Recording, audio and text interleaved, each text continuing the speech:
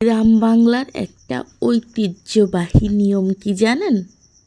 মেয়ে বিয়ে দিলে মেয়ের সংসারের সমস্ত কিছু গুছিয়ে দিতে হবে, হাঁড়ি পাতিল খেতা বালিশ সবই। এটা কে বানিয়েছিল নিয়ম? তাকে যদি আমি পাইতাম তা তাকে একটু জিজ্ঞেস করতাম যে কেন সে প্রত্যেকটা মেয়ের বাবাকে ইচ্ছা মতন একটা তহবিল করে দেয়নি। কারণ সব বাবা মার তো সামর্থ্য থাকে না। একটা বাবা তার জীবনের সমস্ত সঞ্চয় দিয়ে একটা মেয়েকে বড় করে তোলে, তারপর তার যতটুকু জমানো থাকে সেইটা দিয়ে তার মেয়েকে বিয়ে দেয়। তারপরে বিয়ের সাথে সাথে শাশুড়িদের শুরু হয়ে যায়, জিনিসপত্র নিয়ে আসো, ফার্নিচার নিয়ে আসো, টিভি নিয়ে আসো, ফ্রিজ নিয়ে আসো, কাঁথা কাপড় নিয়ে আসো। কাঁথা কাপড় না হলে সে মেয়ে গায়ে দিবে কি? এই সব শুরু হয়ে যায়।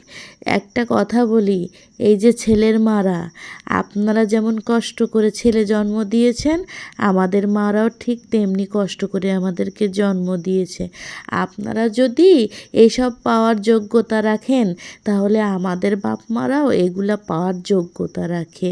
আপনি কষ্ট করেছেন বলে মেয়ের বাড়িতে সব কিছু পাবেন। মেয়ের বাপ মা কি আমাদেরকে অনলাইন থেকে অর্ডার করে নিয়ে আসে?